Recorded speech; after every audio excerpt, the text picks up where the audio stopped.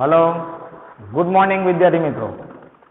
આજે આપણે આ વિડીયોની અંદર ધોરણ 10ના ગણિત વિષયના ચેપ્ટર નંબર 3 દ્વિચલ સુરેખ સમીકરણ યુગ્મ પ્રકરણનો અભ્યાસ કરવાના છીએ.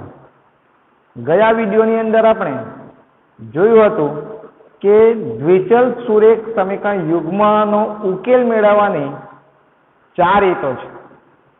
એક છે આલેખની રીત અથવા ભૌમિતિક રીત, બીજું છે આદેશની રીત, ત્રીજું છે લોપની રીત અને ચોથું છે ચોકડી ગુણાકારની રીત. એ ચારે ચાર રીતોમાં આજે આપણે પહેલી જે રીત જે છે ભૌમિતિક રીત અથવા તો આલેખની રીત, કેવી રીતના એ રીતના ઉકેલ મેળવી શકાય અથવા આલેખની રીત કેવી રીતના દર્શાવી શકાય તે આજે આપણે સમજવાનો પ્રયત્ન કરીએ. તો સૌપ્રથમ દાખલો જોઈએ. તો દાખલો છે ઉદાહરણ 2. ધોરણ 10ની ટેક્સ્ટબુકમાં ઉદાહરણ 2 નો દાખલો છે. સૌપ્રથમ રકમ વાંચીએ, ત્યારબાદ એને સમજીએ અને ત્યારબાદ એનો આલેખ કેવી રીતના દોરવાનો તે આજે આપણે જોઈએ. તો રકમ જોઈએ. રોમિલાએ સ્ટેશનરીની દુકાનમાંથી 2 પેન્સિલ અને 3 રબર ₹9 ખરીદ્યા હતા. તેની મિત્ર સોનાલીએ રોમિલા પાસેની પેન્સિલોથી નવીન પ્રકારની પેન્સિલો અને રબર જોયા. જે પેન્સિલ અને રબર જોયા હતા એકદમ નવીન પ્રકારના હતા, અલગ પ્રકારના હતા. તો તેણે પણ તેટલી જ કિંમતોવાળા 4 પેન્સિલ અને 6 રબર ₹18 ખરીદ્યા હતા. તો આ પરિસ્થિતિને બેઝિક રીતે અને આલેખની રીતે દર્શાવો. તો સૌપ્રથમ આપણે આ રકમને વ્યવસ્થિત સમજીએ, ત્યારબાદ એને લગતું પહેલા સ્ટેપમાં શું કરવું પડે કે એને લગતું સમીકરણ બનાવવું પડે અને સમીકરણ મળી ગયા પછી એને આલેખમાં કેવી રીતના દર્શાવવાનું તે આજે આપણે સમજવાનો પ્રયત્ન કરવાના છીએ. તો સૌપ્રથમ જ્યારે પણ પરીક્ષામાં તમને બેઝિક રીત પૂછે, બેઝિક રીતનો મતલબ થાય એને સમીકરણ સ્વરૂપે કેવી રીતના લખી શકાય તેને બેઝિક રીત કહેવામાં આવે છે. તો સમીકરણ સ્વરૂપે જ્યારે લખવાનું હોય ત્યારે જે કંઈ પણ દાખલાની અંદર તેના વિશે માહિતી આપેલી છે તે ખાસ ધ્યાન રાખવાનું છે. એટલે બેઝિક રીત આપણે આજે સમજવાના છે અને આલેખની રીતે એ સમીકરણ મળી ગયા પછી આલેખ કેવી રીતના દોરી શકાય તે આજે આપણે જોવાના છે. તો સૌપ્રથમ બેઝિક રીત સમજીએ. તો બેઝિક રીતે સમીકરણ સૌપ્રથમ લખીએ બેઝિક રીત.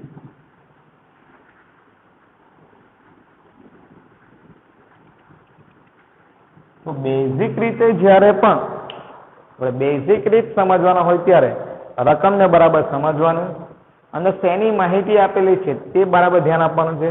અને તમે જોઈ શકો કે પેન્સિલ અને રબર આ બેની માહિતી આપેલી છે. અને શું માહિતી આપેલી છે? એની કિંમત આપેલી છે ₹9. એટલે જો રબર અને પેન્સિલ બંને માહિતી છે અને એની કિંમત આપેલી છે. તો આવું હોય ત્યારે વિદ્યાર્થી મિત્રો એનું સમીકરણ બનાવવા માટે શું કરવું પડે?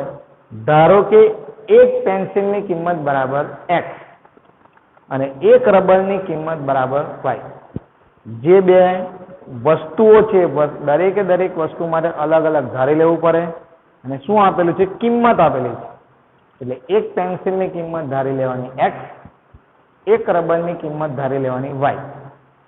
જો કોઈ બે મિત્રોની ઉંમર વિશેનો ઉલ્લેખ કરેલો હોય તો ધારો કે એક મિત્રની ઉંમર બરાબર x, બીજા મિત્રની ઉંમર બરાબર y. એટલે આ રીતના પેન્સિલ અને રબર બે વસ્તુઓ આપેલી છે અને એની કિંમત આપેલી છે. તો પેન્સિલની કિંમત માટે ધારી લેવું પડે અને રબરની કિંમત માટે ધારી લેવું પડે. તો સૌપ્રથમ આપણે ધારી લઈએ કે ધારો કે એક પેન્સિલની કિંમત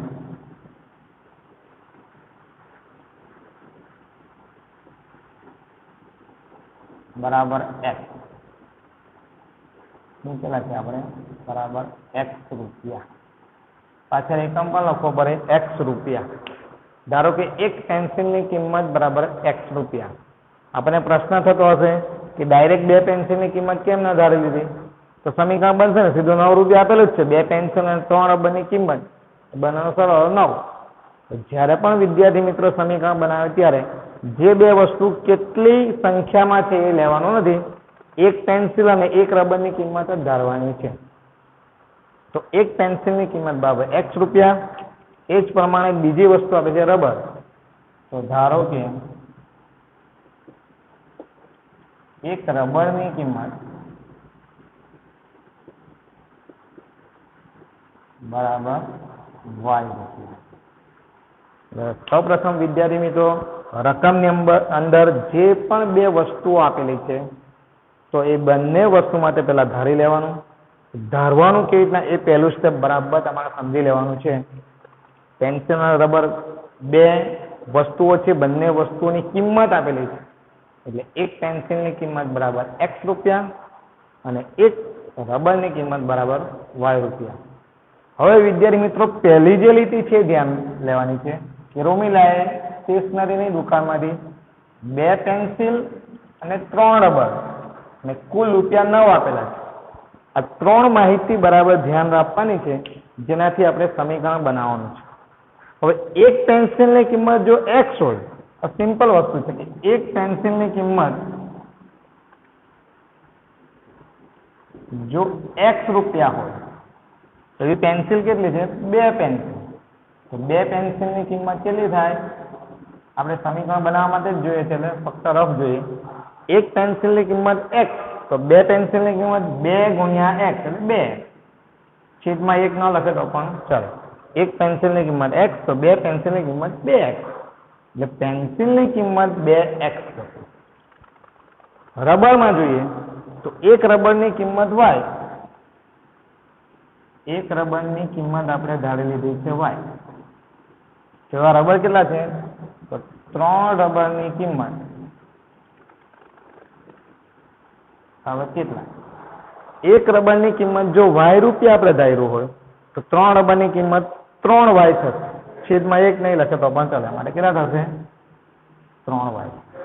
એટલે 2 પેન્સિલની કિંમત 2x, 3 રબરની કિંમત થશે 3y. આ બંને થઈને કુલ રૂપિયા કેટલા આપે છે? 9. તો સમીકરણ વિદ્યાર્થી મિત્રો આ રીતે લખી શકાશે.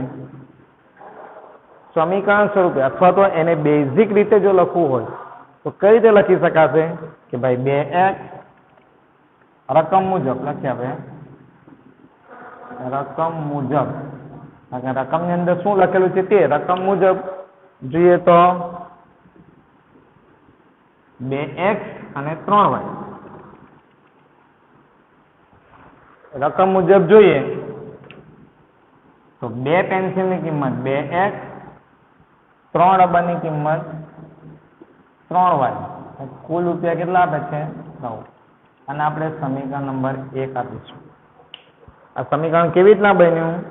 2 પેન્સિલની કિંમત 2x, 3 રબરની કિંમત 3y, એ બંને થઈને કુલ રૂપિયા બરાબર કેટલા આપે છે? 9 રૂપિયા. જે આપણે અહીંયા લખેલું છે 2 પેન્સિલ અને 3 રબરની કિંમત કેટલી છે? 9 રૂપિયા. તો પહેલું સમીકરણ કયું બનશે? 2x + 3y બરાબર 9. એ જ પ્રમાણે આગળની લીટી જોઈએ તો કોણ એના પછીની કિંમતવાળી 4 પેન્સિલ કોણે?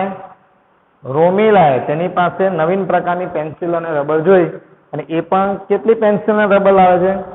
4 પેન્સિલ અને 6 રબર 18 રૂપિયામાં ખરીદે છે. વિદ્યાર્થી મિત્રો બીજું સમીકરણ તમે સરળતાથી જાતે પણ લખી શકો છો કે ભાઈ એક પેન્સિલની કિંમત જો x રૂપિયા હોય તો 4 પેન્સિલની કેટલી થશે? 4x. એક રબરની કિંમત જો y હોય તો 6 રબરની કિંમત કેટલી થશે? 6y. ને કુલ રૂપિયા કેટલા આપે છે? 18. તો સમીકરણ 1 પ્રમાણે બીજું જો લખવું હોય તો બીજું સમીકરણ કેવી રીતના લખી શકાશે? 4x + 6y બરાબર 18. સમીકરણ નંબર 2. આ રીતના સૌપ્રથમ બેઝિક રીત જો પરીક્ષામાં પૂછે તો ફક્ત આટલું જ લખવાનું છે.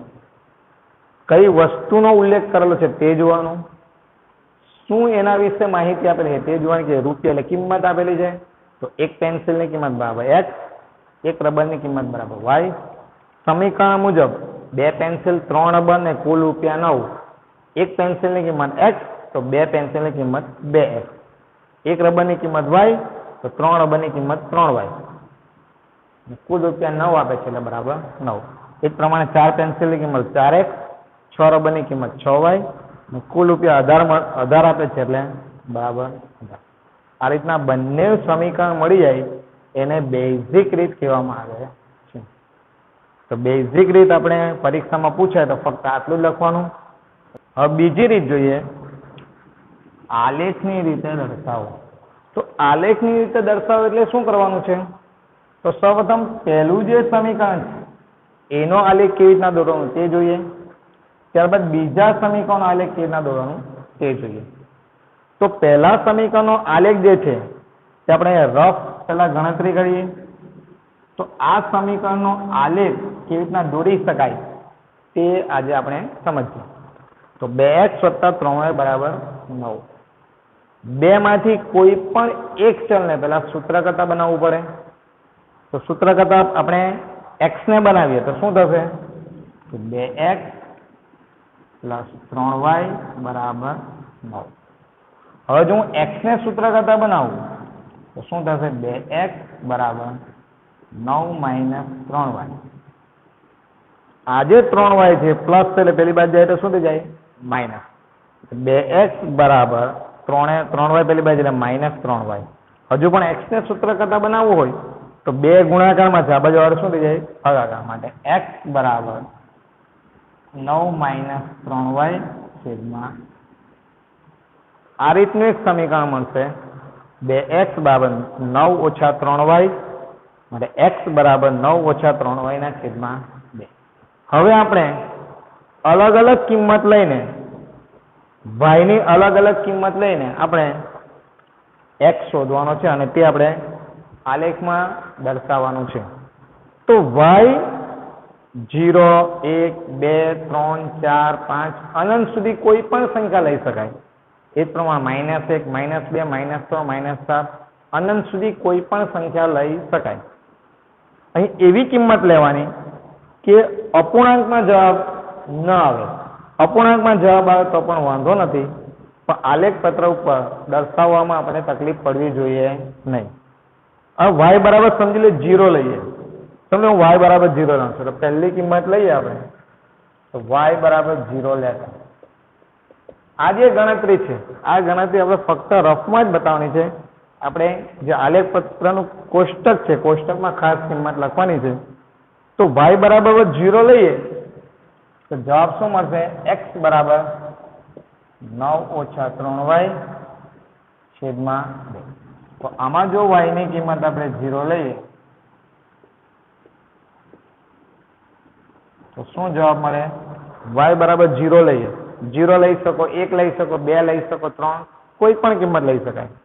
તો 9 - કોઈ પણ સંખ્યાને 0 સાથે ગુણો એટલે 0 ભાગ્યા 2. y બરાબર 0 લે 3 ગુણ્યા 0 એટલે 0. 9 માંથી 0 જાય તો 9 ભાગ્યા 2. 9 ભાગ્યા 2 એટલે 9 ના અડધા અથવા ભાગાકાર કરી શકીએ. 9 ભાગ્યા 2 એટલે 4.5.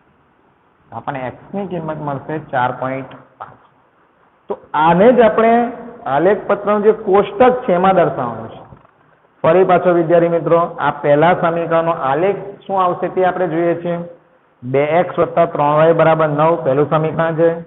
x ને આપણે સૂત્ર કરતા બનાવવા માટે પહેલા 2x ને સૂત્ર કરતા બનાવ્યા. 3y પેલી બાજુ એટલે માઇનસ. x ને સૂત્ર કરતા બનાવતા 2 છેદમાં જશે. 9 - 3y બરાબર 2. કેટલાક વિદ્યાર્થીઓ સૂત્ર કરતા બનાવ્યા સિવાય ડાયરેક્ટ સીધી કિંમત મૂકીને પણ x અથવા y ની કિંમત શોધી શકાય. તો આજે આપણે આની અંદર x ને સૂત્ર કરતા બનાવ્યું પણ જમણી બાજુ જે ચલ છે એની અલગ અલગ કિંમત લેવાની અને x નો શું જવાબ મળે તે આપણે ત્યાં લખતા જઈએ. તો સૌપ્રથમ તો જે પહેલું સમીકરણ છે તો સમીકરણ ઉપર લખીએ એટલે આપણે ખ્યાલ આવે કે 2x + 3y બરાબર 9 માટેનું આ કોષ્ટક છે. તો અહીંયા આપણે x નું જે છે અહીંયા y ની આપણે અલગ અલગ કિંમત લઈએ છીએ એટલે અહીંયા y લખીએ. x માટે ખાલી x લખો તો બી ચાલે. x નું જે સમીકરણ મળ્યું તે પણ લખી શકાય 9 - 3y ના છેદમાં. જો કોઈ વિદ્યાર્થી y ને સૂત્ર કરતા બનાવે તો y વાળું સમીકરણ જે બને તે અહીંયા લખવાનું, અહીંયા ખાલી x લખવાનું. તમે અહીંયા x અને y સીધું લખો તો પણ ચાલે. આપણે y ની અલગ અલગ કિંમત લઈએ છીએ અને x માટેનું સમીકરણ બનાવ્યું છે એટલે x માટેનું સમીકરણ લઈશું અને નીચે y એમ જ લખ્યું છે. હવે જોઈએ તો આપણે y બરાબર શું લીધો પહેલા 0, તો y ના કોષ્ટકમાં આપણે 0 લખવાનું છે. x ની કિંમત શું મળી છે? x માટેનો જવાબ શું મળ્યો આપણને? 4.5. પરીક્ષામાં મહત્વની વસ્તુ આ છે. આ ગણતરી રફ કાગળમાં આપણે કરી શકીએ. મહત્વની બાબત આ છે, y બરાબર 0 લેવાથી x ની કિંમત કેટલી મળે છે આપણને? 4.5. હવે y બરાબર 1, y બરાબર 2 અને અલગ અલગ કિંમત લઈ શકાય. સમજે y બરાબર 1 લઈએ, બીજી પણ ગણતરી આપણે જોઈએ તો y બરાબર જો 1 લઈએ, y બરાબર 1 લેતા, જો આપણે y બરાબર 1 લઈએ તો શું જવાબ મળે તે આપણે જોઈએ. તો y બરાબર જો 1 લઈએ તો x બરાબર 9 - 3y છેદમાં 2. માટે x બરાબર 9 - 3 કૌંસમાં 1 છેદમાં 2. માટે 9 - 3 = 3 છેદમાં. y બરાબર 1 લઈએ, x વાળું સમીકરણ છે આપણી પાસે. 3 × 3, 9 માંથી 3 જાય તો 6, 6/2 એટલે x બરાબર શું મળશે? જો y બરાબર 1 લઈએ આપણે, y બરાબર જો આપણે 1 લઈએ તો x નો જવાબ કેટલો મળે છે? આ રીતના દરેકે દરેક વખત ગણતરી કરીશું તો ખૂબ જ ટાઈમ વધી જશે. આપણે મૌખિક ગણતરી કરીને પણ લખી શકીએ. સમજે y બરાબર 2 લઈએ તો 3 દુ 6, તો 9 માંથી 6 જાય તો 3, 3/2 એટલે 3 ના અડધા એટલે 1.5. આ રીતના ડાયરેક્ટ ગણતરી કરીને પણ તમે લખી શકો. તો y બરાબર 2 લઈએ આપણે તો 3 દુ 6 થશે. દાખલા તરીકે અહીં 2 મૂકો, 3 દુ 6 અને 6 થશે, તો 9 માંથી 6 જાય તો 3, 3/2 એટલે 1.5. તો y બરાબર જો 2 લઈએ તો આપણને જવાબ મળશે 1. આ રીતના પહેલું જે સમીકરણ છે એની દરેકે દરેક કિંમત કઈ રીતે આવે છે? x ની કિંમત 4.5 હોય તો 0, 3 હોય તો 1, 1.5 હોય તો 1. આ દરેકે દરેક કિંમતને આપણે આલેખ પત્ર ઉપર દર્શાવવાની છે. એ જ પ્રમાણે બીજું સમીકરણ જે છે એ બીજા સમીકરણની પણ કિંમત આપણે જોઈ લઈએ. બીજા સમીકરણની કિંમત પણ જોઈએ તો બંને આલેખ આપણે એક સાથે દર્શાવી શકાય. તો જે બીજું જે સમીકરણ છે આપણી પાસે તે આ રીતનું છે કે ભાઈ 4x + 6y બરાબર 18. તો આની અંદર જોઈએ, સમજો હું 4x ને સૂત્ર કરતા બનાવું, અથવા આની અંદર આપણે સમજો y ને સૂત્ર કરતા. પેલામાં x ને સૂત્ર કરતા બનાવ્યું છે, આમાં y ને, એટલે બંને રીતે આપણને ખબર પડે. તો 6y બરાબર 18 - 4x. જો હું 6y ને સૂત્ર કરતા બનાવું તો 18 જ્યાં છે ત્યાં 4x પેલી બાજુ શું થઈ જશે? -4x. માટે 6y બરાબર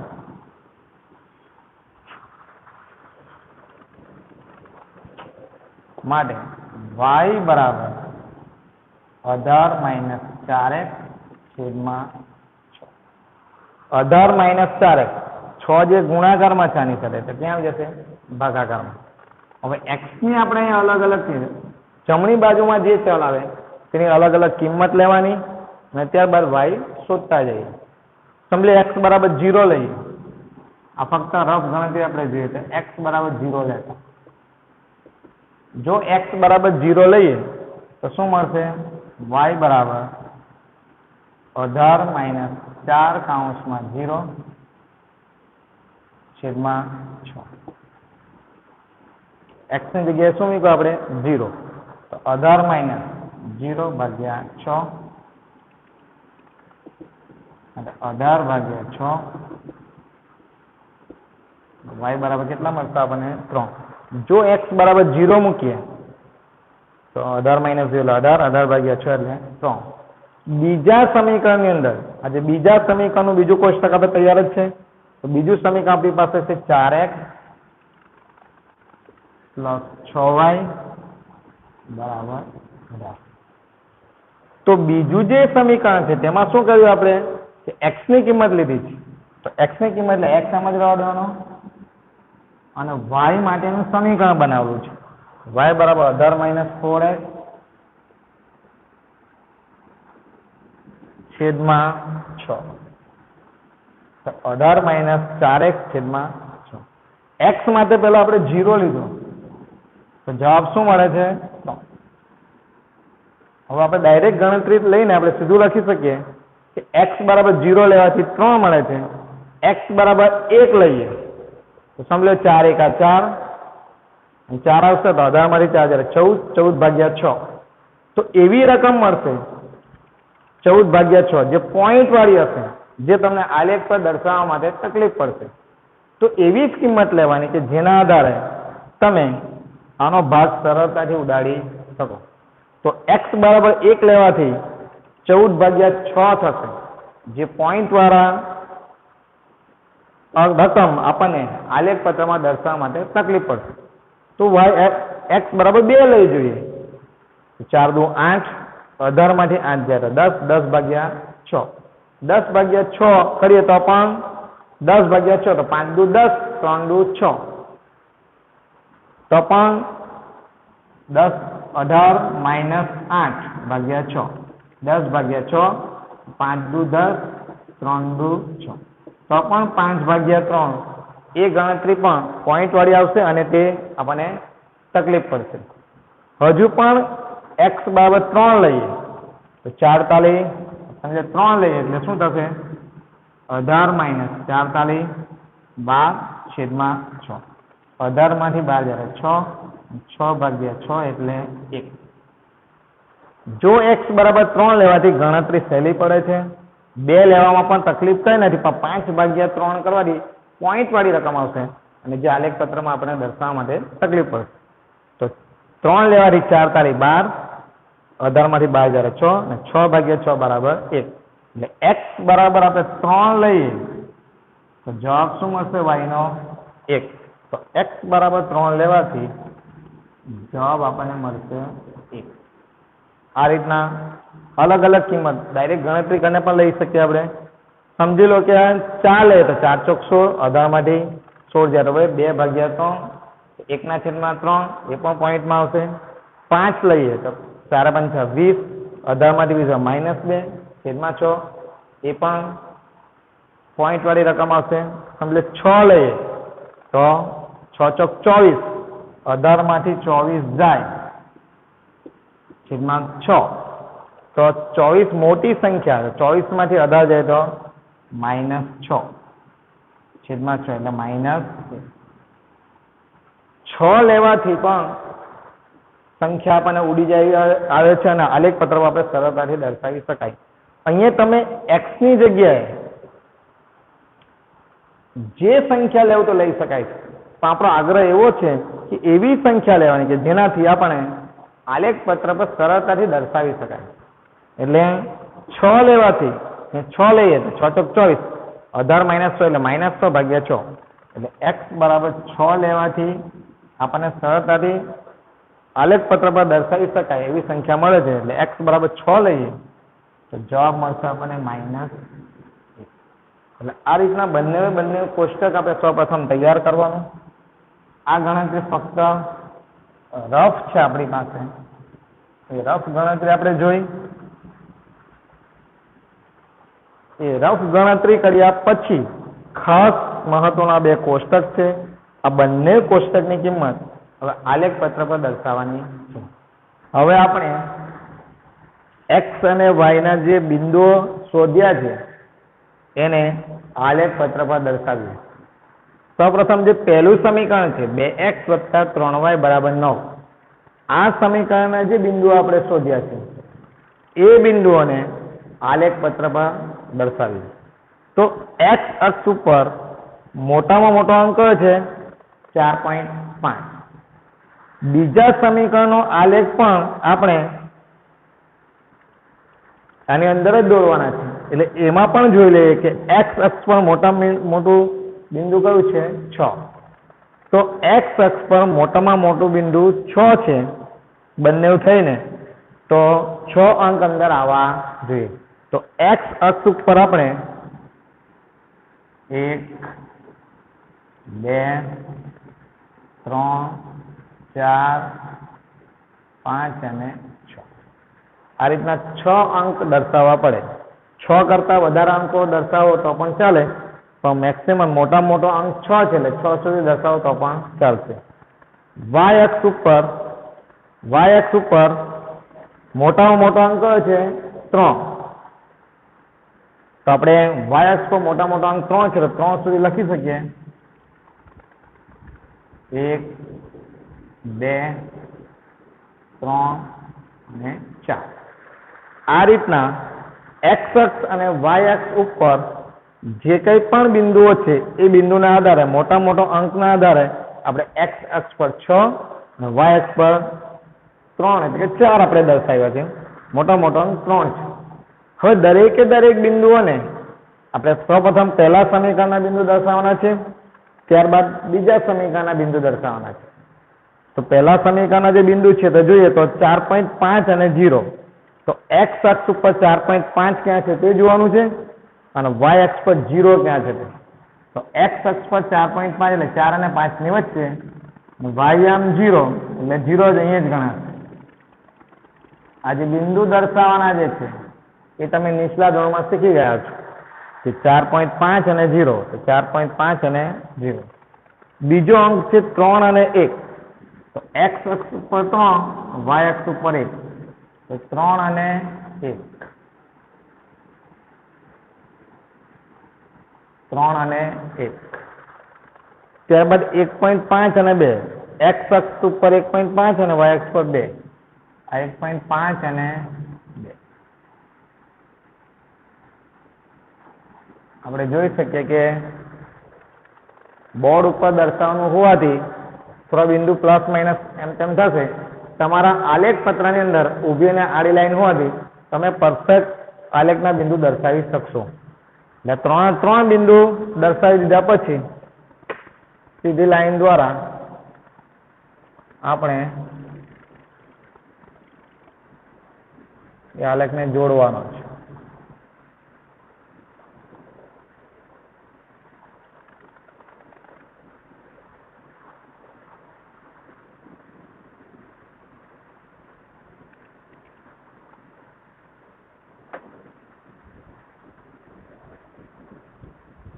આ રીતના તમે આલેખને જોડી શકો.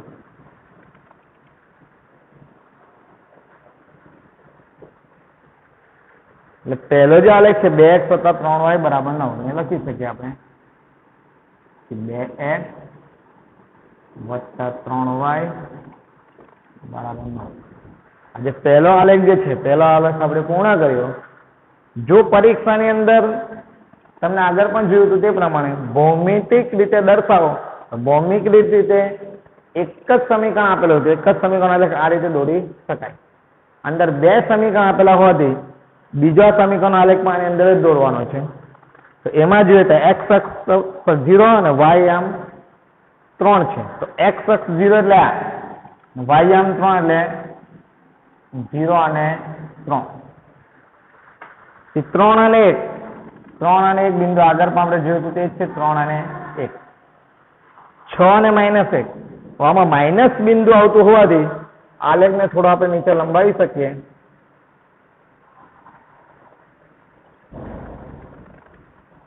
માટે ઋણ જો આલેખ આપ્યો હોય, ઋણ બિંદુ જ આપેલું હોય તો આપણે x' અને y' -1 બિંદુ પર લેવું પડે. x અક્ષ પર -1 અને y આમ પર -1. તો 6 અને -1, x આમ 6 અને -1 બે પણ અહીંયા જ આવશે. 6 અને -1, x આમ 6 વાય આમ -1. તમે જોઈ શકો છો કે આ બિંદુ જેટલા પણ દર્શાવ્યા તે પણ એક જ રેખા ઉપર આવે છે અને આ બિંદુ પણ એક જ રેખા ઉપર આવે છે. જે આપણે 3 શક્યતાઓ જે જોઈ હતી શરૂઆતમાં કે સમતલ ઉપર 2 રેખાઓ માટેની 3 શક્યતાઓ છે. ક્યાં તો બંને રેખા એકબીજાને છેદશે, ક્યાં તો સમાંતર હશે, ક્યાં તો સંપાતી હશે. તો સંપાતી રેખા જેવા આલેખ આપણને જોવા મળે છે. આ જે બિંદુ છે 3 દર્શાવ્યા તે જ બિંદુની ઉપર આ બિંદુઓ પણ આવે છે. એટલે આપેલો આલેખ સંપાતી આલેખ એમ કહી શકાય.